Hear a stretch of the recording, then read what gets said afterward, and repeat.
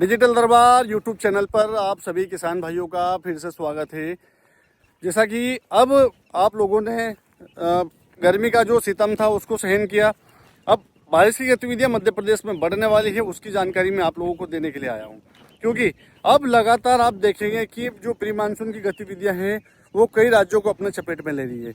अभी सीधे तौर पर देखा जाए तो इस बार बंगाल की खाड़ी ने एक भी सिस्टम तैयार करके मध्य प्रदेश की ओर या राजस्थान की ओर नहीं भेजा है। अभी जो बारिश की गतिविधियां होने वाली है या पिछली बार जो हुई है वो अरब सागर की वजह से हुई है, वही गतिविधियां एक बार फिर अरब सागर दोहराने वाला है। क्योंकि अरब सागर में जो नमीदार हवाओं का परिसंचरण है या समुद्री सतह का जो तापमान है लगातार ऊपर नीचे हो रहा है। एक कारण ये हो गया सर्कुलेशन राजस्थान के ऊपर बनेगा, एक कारण ये हो गया एक जो सर्कुलेशन है वो बिहार और उत्तर प्रदेश के आसपास बनेगा, एक कारण ये हो गया। और पहाड़ी राज्यों पर सबसे बड़ा जो कारण है वो पश्चिमी विक्षोभ है जो कि पहाड़ी राज्यों पर आएगा।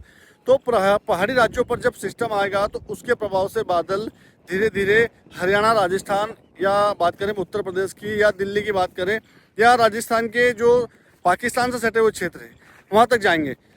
और जब पश्चिमी हवाएं चलेगी जो कि अरब सागर की ओर से आ रही है तो जो राजस्थान के जैसलमेर के आसपास के क्षेत्र हैं वहाँ पर आप देखेंगे कि रेतीला तूफान भी आपको दिखाई देने वाला है।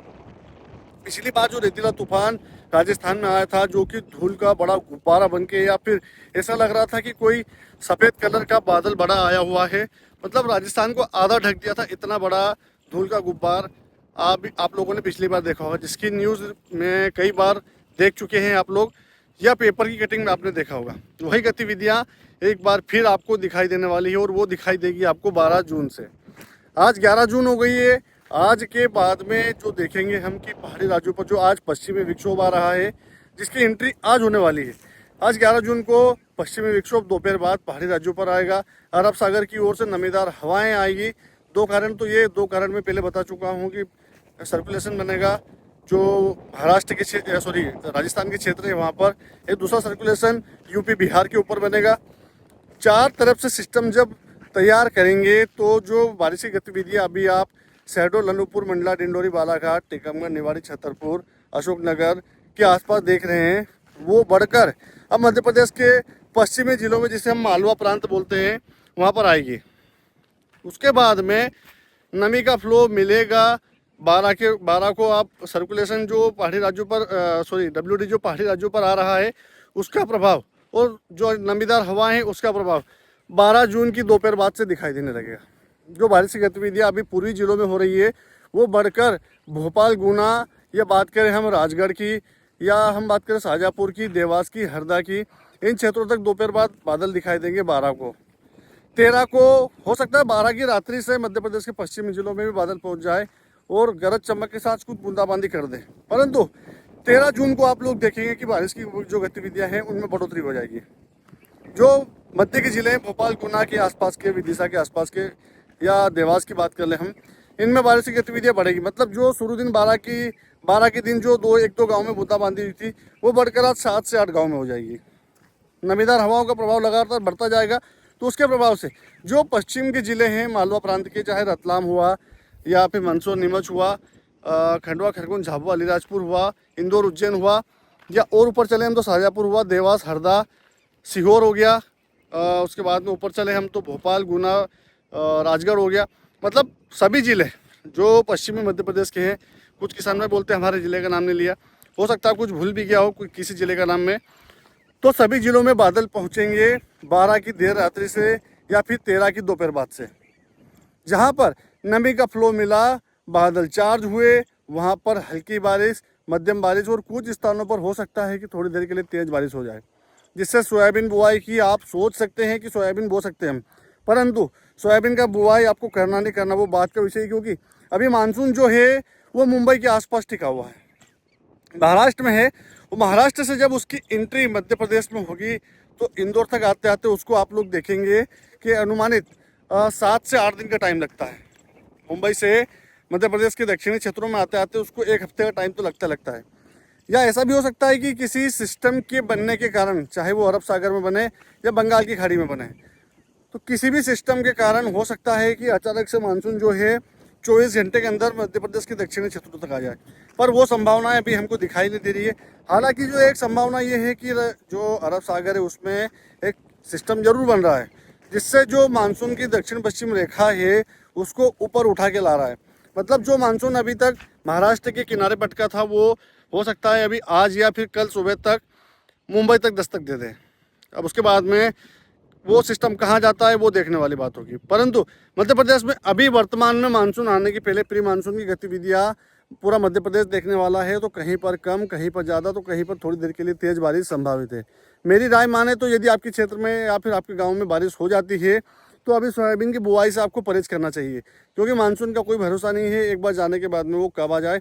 और वैसे भी अभी मानसून की एंट्री हुई नहीं है, तो सोयाबीन का बीज आपका महंगा है, आपको परहेज करना चाहिए।